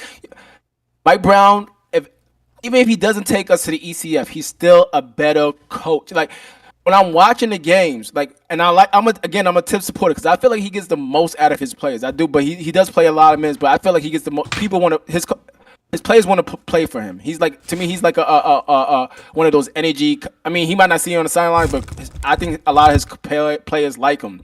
But when I'm watching, I wasn't a Mike Brown supporter. I've never been a Mike Brown fan. I didn't like him when he was coaching LeBron. He went over to Sacramento. I didn't know what he was doing over in Sacramento. I'm like, you can't get fired just many times. But me watching Mike Brown the last 15 games that we're in, or 16 games, I'm like, this is really what a coach is supposed to look like. You know what I'm saying? Like, just changing around, changing lineups, just figuring out you can maximize your team. That's what a coach does. And I think it's almost night and Miles day. McBride is starting today. Josh Hart starting today too. Carl Anthony Towns, Mikal Bridges, and Jalen Brunson. I'd rather Yabusele start. Oh, someone's hurt. I don't even know. Oh, Mitch Robinson. I think Mitch. Yeah, I'm almost getting. I love Mitch, man, but this nigga. I don't know, man. The hurtness. My son Mike Brown. But watch Towns go off in the first quarter because Mitch not there. But Shaq, I agree with you what you're saying about the adjustments because he did make a lot of adjustments. He made probably the most adjustments early on the season. Seriously, just look at the lineups. He's switching back and forth every game. Miss wrestle game, come back again. Like it's just a lot of things. I'm just like, wow, this is like what coaches really do. That's a fact. Yeah, and you can't say an offense is bad when you're like fifth in offense. Like when you're averaging almost 130 points a game. Like, we shooting a lot of threes, but a lot of it's just read and react, and it's the players knowing. Like, I mean, the threes they shooting is not bad threes. They be wide open. A lot of them are open. Honestly, they're open. Yeah, they just not hitting them. They're just not hitting. Yeah. That's the big difference. And because I think the real problem is defending the three. That's the real problem. Yeah, that's why I feel like we need not that McBride doesn't struggle with size, but he's our best defender fighting over screens. He's our like I don't know. I feel like we need a little bit just more of that. Even though I feel like Brunson's playing good defense this year, honestly, like on board defense, he's playing pretty good defense this year on board, and we're down 2-8. It's crazy. I feel like That's a fact. I feel like Brunson is. I feel like we playing our right defense, but we always had that problem with defending the three, even with Tibbs. So it's nothing new. At the end of the day, it's just I feel like we just not we. I feel like right now we don't got that tough factor like that we had with Tibbs, and that's the only thing that worries. Yeah, I me. agree with that too. I agree with that. So Towns Definitely got agree the with ball that. right now, and I feel like feeding him the ball more so with that good hook. Let's go. See, that's another thing I talk about anatomy. Like you could tell, Cat doesn't got lower base strength. Like he gets pushed off the block by smaller players, man. I agree. That's kind of crazy. And I was saying, you think Towns is a better player than more talented than Embiid, like healthy? No, you're right about that. You're right about that. But to me, him and Wemby, to me, it's Wemby and Embiid, and then you can say Cat, in my opinion. Yeah, I'll give it B. I'll give it B. Most talented. I say he's the best player in the NBA healthy. My personal opinion. If he was ever healthy, he would already be the best player in the NBA over Jokic. This nigga Mikal Bridges at the line right now. I feel like we need a blowout game right now today. Yeah, I'm behind you. I mean, I'm ahead of you, but what's called playing good. Mikal's playing good, like on ball defense. Oh, Josh Hart hit a three. Thank goodness, boy. Dude. Now Mikal Bridges is playing great this Like year. he's averaging two steals a game. Like he's playing good, like on ball defense. Like if he doesn't have to fight over screens or anything like that. I think he's playing okay. He's playing okay. He just got killed on the screen. Like he gets killed on screens, man. Mikal Bridges is weird. He gets like when he gets picked, he just like flies. Like it's crazy. My bro G says he thinks fucking Karl Anthony Towns is the person that get kills off screens every chance. I mean, he does too. But he's a big, so he's going to get killed. But like the team wants to play through him. I think they think he's soft and not somebody to play through. My honest opinion. Tell you, you feel about OG? How you feel about OG? I love OG.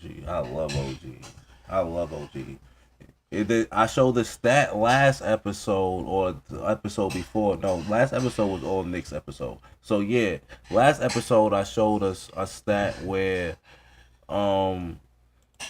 fucking OG, we're like 100 defense. We like 103 defensive efficiency of rating or whatever, 102 something like that. And with OG in the lineup, be 120.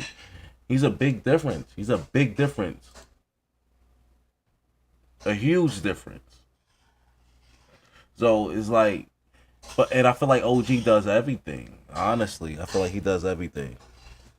I love OG. I think OG's are key to winning the championship. My honest opinion.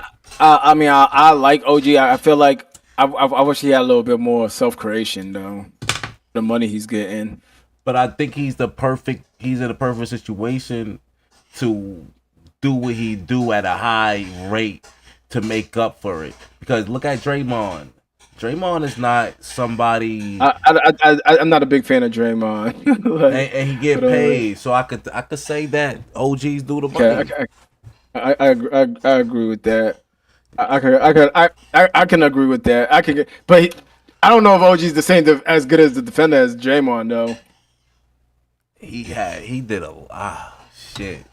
I don't know if he's the same. To me, like Draymond's a tier 1 defender in this era, and then OG's like a tier 3 or 4. No, because there's not that many good defenders in today's NBA. But I just feel like he's good against like the Giannis's of the world. You know, like someone that he's not like a 3-level scorer for real, but like he'll play good defense on Randall. He could play good defense on like. I really feel like he's a 3 playing a 4 for us. So I don't know. He is a 3, and I feel like he produced more as a 3. But I feel like in this small era, these motherfuckers just put him at that position and at that 4, especially when it comes to lineups, depending on who we playing, matchups. That's my personal opinion. Because I feel like quicker guard kind of cook him up a little bit.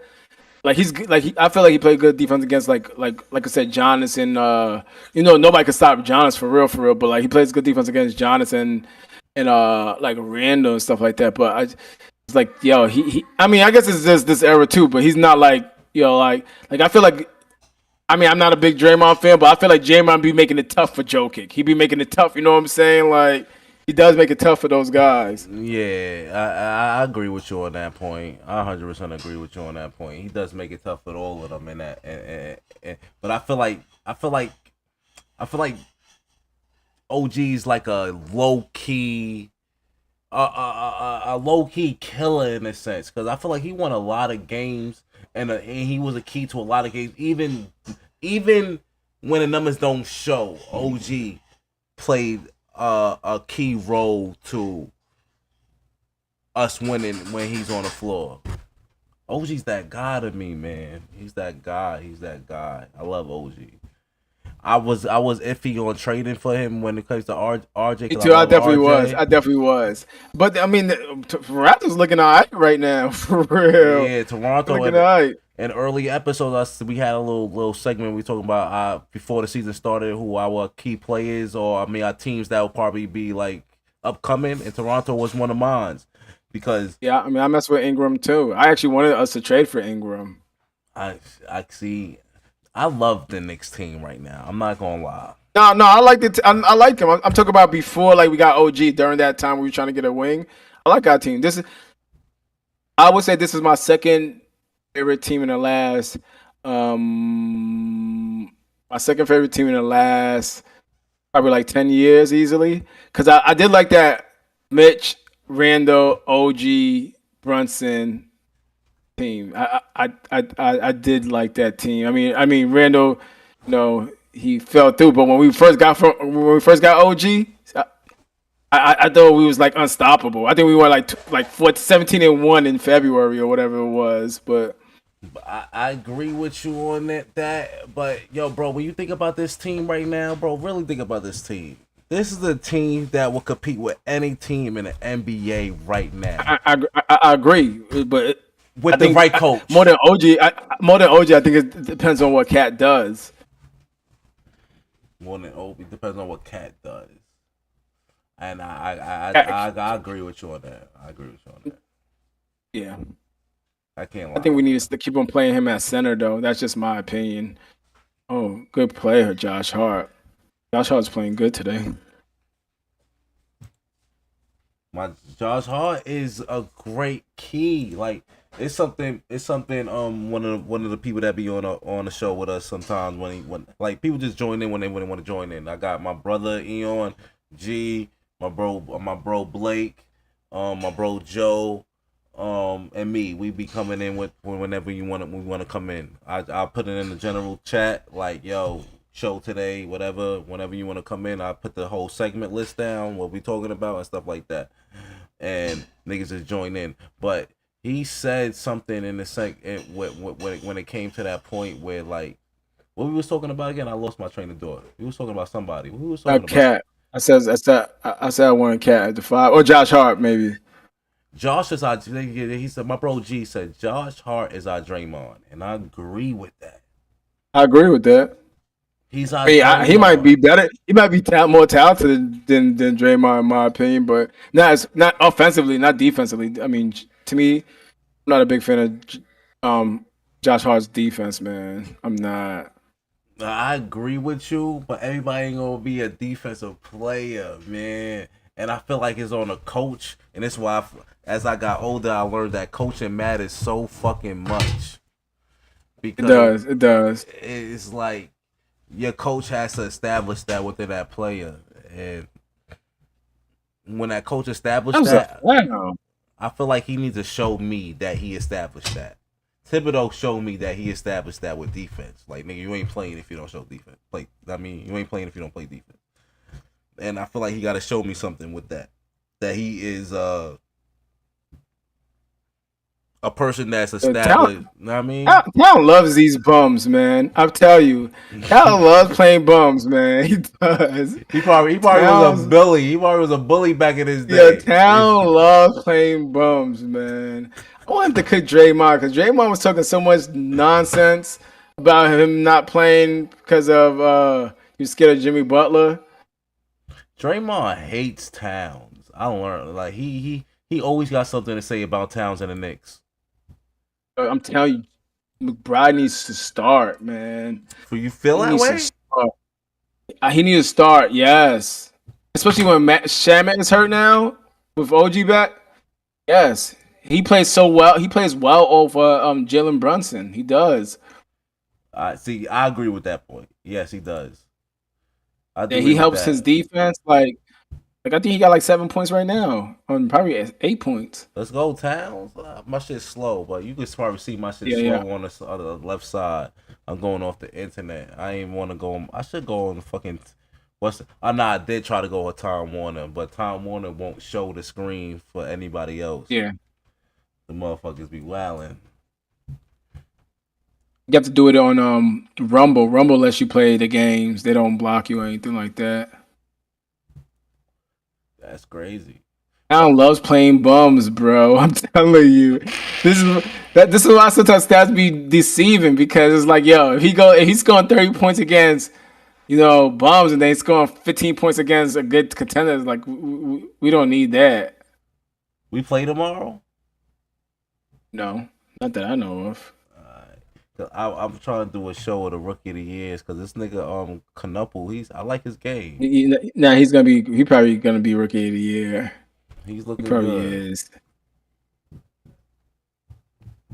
He's looking real good. Like he got that Luka game with him, and I feel like white boys study Luka.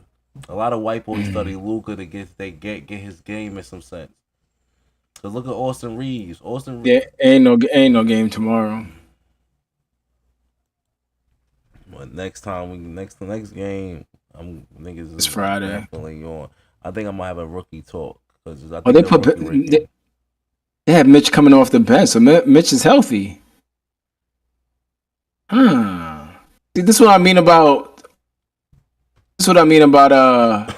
Brown. He trying different things. Like I like that. I thought Mitch was hurt. I feel like I agree with you, but I think right now to me, I feel like he just need this. I need his voice to be heard a little more. That's my honest opinion. I feel like his voice need to be heard a little more. I feel like Mitch is struggling a little bit. I don't know if he's still I don't know. I love Mike Brown. Yeah, he don't got the same lift. I don't know. He's still offensive rebounding the yeah, because he got good lower base strength like that Towns don't got. He can push people off the block, but like he's not like his first step to jump and block shots. He's like not doing that no more. Like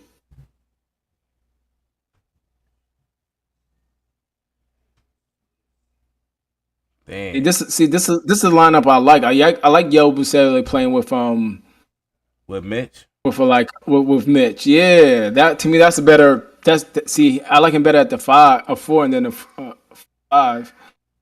See, I like this lineup right now. Yeah.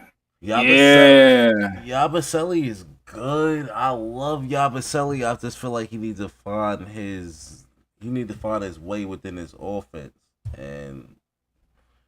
and when he does is and not even the fucking offense, this team, because defensively sometimes he look lost. That's who I like. I like Trey Mann. I like him. Yeah, Mitch just missed that. You're gonna see Mitch just missed a block he would have got like last year.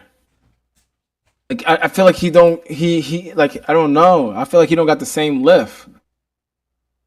Like he like that like yeah, you're gonna see just before they call a timeout. Like I feel like he don't got the same lift. That would have been a block like 2 years ago, a year ago. I don't know. Zayna.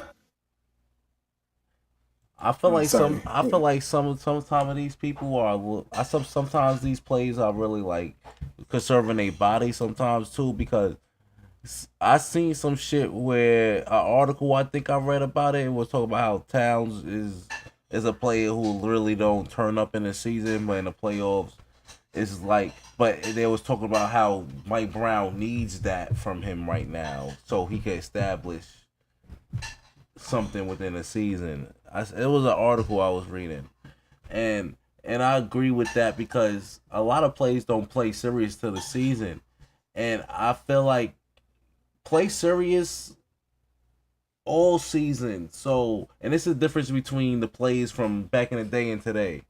It's like niggas don't care about the game like they did back in the day. It's more so plays that just I only care about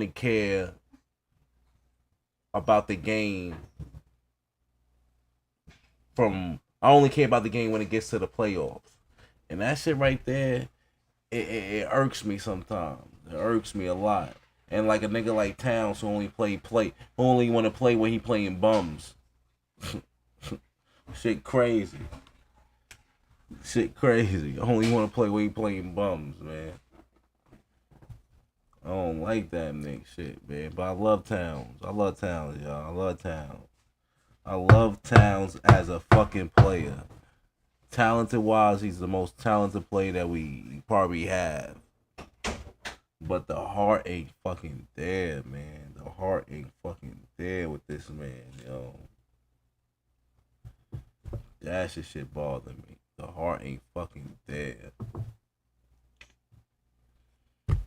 The Knicks, let me see what the score is for the Knicks right now, y'all. Let me see what the score is for the Knicks.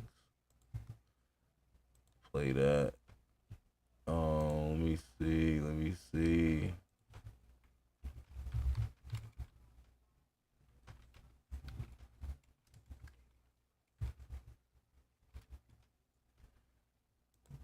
We up by 4 though. We up by 4.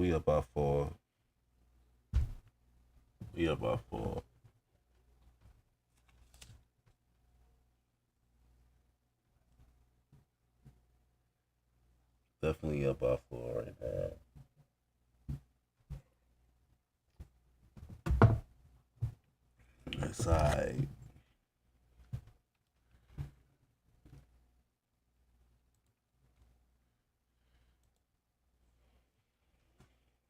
Let's establish this shit. I feel like the Knicks need to get a fucking fucking 30-point win right now. At least a 20-point win right now. Oh, we play the Raptors November 30th. Okay, we play the Raptors November 30th. That's a good game. That's gonna be a great game. Jalen Brunson, to me, Jalen Brunson's the best ISO player in the NBA. I don't care what anybody got to say. He is. ISO, because he's the way he's a 3-level scorer, like, and the footwork. I don't know, man. It's just too devastating. Because it's not athleticism. It's not size. I mean, he does have power, but like, he scores way too much. It's like skill and footwork, man. It's skill and footwork. That's what I put it to, because that man, he can, like, 3-level score at his height is it's kind of hard to do. My opinion, it's kind of hard. It's almost impossible to do. Who else is doing it? Who else is 6'2" besides Allen Iverson maybe in the last 20 years that just averaging 25 for 4 consecutive years? Let's be honest. That could do what he doing. Every other player is not this is why I feel like Brunson don't get he deserves a lot of respect and he don't get it. It's like I feel like he don't got the I think because he's a Knick, though, to be honest. I think he's a Knick, so people don't respect it. People like to hate on the Knicks a little bit, in my opinion. And that it's fun to hate the Knicks. It is fun to hate the Knicks. It's like we got that persona, and that's why I hate when people Knicks for talk clicks. about It's Knicks for clicks. Knicks for clicks. I love it. It's Knicks for clicks. For real, that's all it is. But I really feel like Brunson should get the respect, and he don't get it because of his height. See, Josh Hart just did it again. He just did it with Capone. Like he just did, like I'm telling you, Josh Hart's off the board defense is horrible. Watch every game when someone shoots an open three. It's Josh Hart. I can't stand it. Nah, I just see that. It's been since last year. Watch it. He just did it again. It's like never contested. Like it's Nah, Josh Hart is not. He's not. He should be. He's not a great defender, but he should be a good defender. And that's how I look at it. he's like, to me, on ball he's good, but like playing team defense, it's like he doesn't know his assignments, or he just doesn't respect the person he's on. He just always cheats. Like he's trying to cheat to get a rebound. It's like, I don't need you to get rebounds when Mitch Robinson's in the game. It's like a stat chaser in a sense, right? Yeah. Oh my gosh, that dude Trey Man took it to Mitch Robinson. Crazy. I'm definitely about to see that. Who they coach? Charles Lee. Who the fuck is Charles Lee?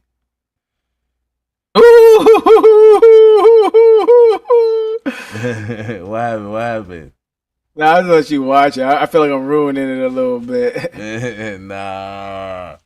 So about to happen. I know to show the fans though. That's for sure. I feel like the Hornets is building something.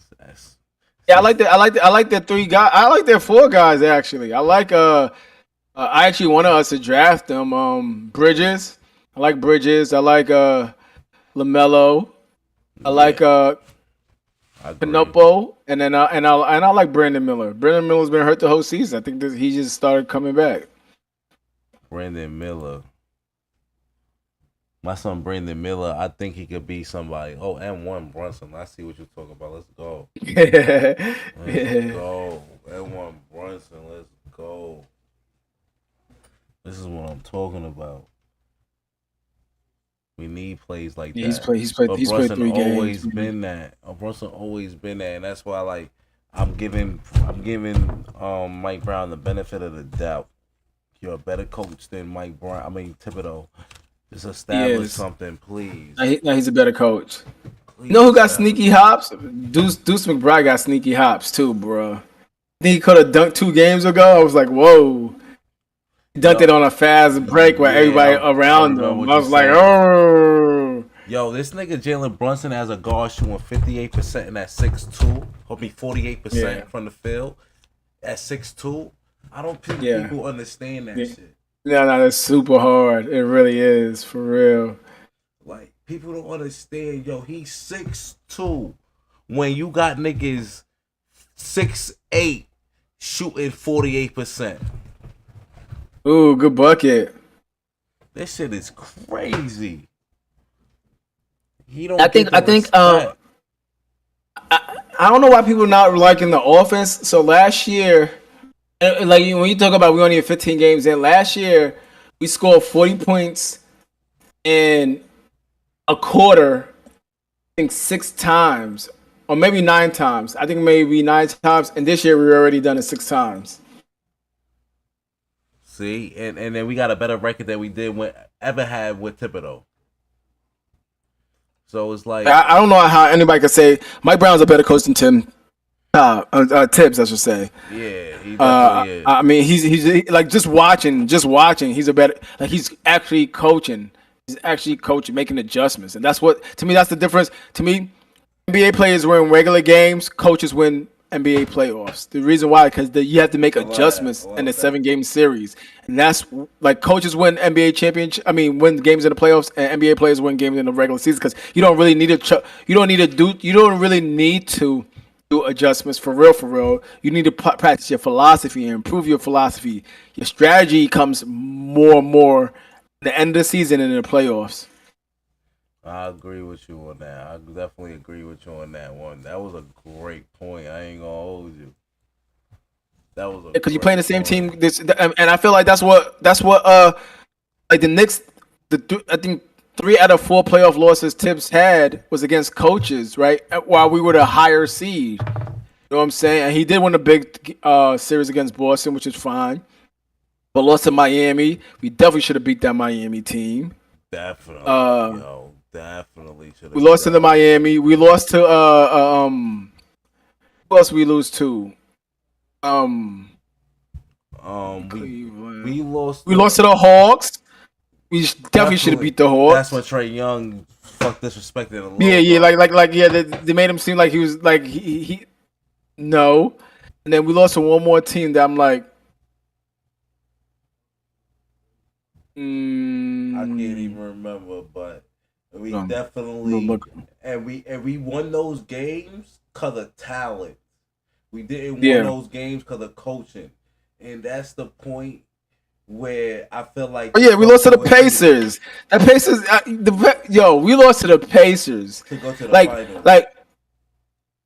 When I think about the Pacers, I felt like if you want to say it goes, if you want to say let's go. If you go to like the top 10, the top 7 best players in that series, it goes to me Brunson. Then you could say Tyrese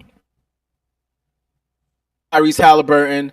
Then you would say Cat. Then you say Pascal. Then it went OG. Then it went Mikal. You know what I'm saying? Like, we had a better team and we lost. And we was down 3-1, I think. Like, crazy. It was bad, and that was because of coaching. 100%. But fuck it though.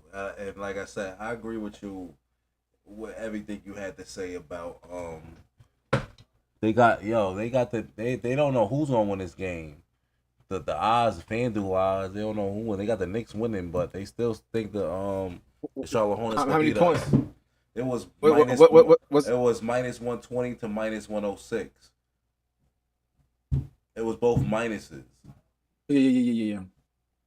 But it's like, damn, that shit basically saying like, yo, alright, anything can happen this game, but the Knicks should win the game, but we don't know. That's how you know Vegas don't got nothing to do with this game. But yo, Shaq, I'm definitely about to get off right now. I got about to give me something to eat. I'm about to finish watch the game. All right, bet. Yo, when the next episode, I'll send like a message through the general chat and some shit like that. You heard? All right, bet. All right, bet. Appreciate you. Yep.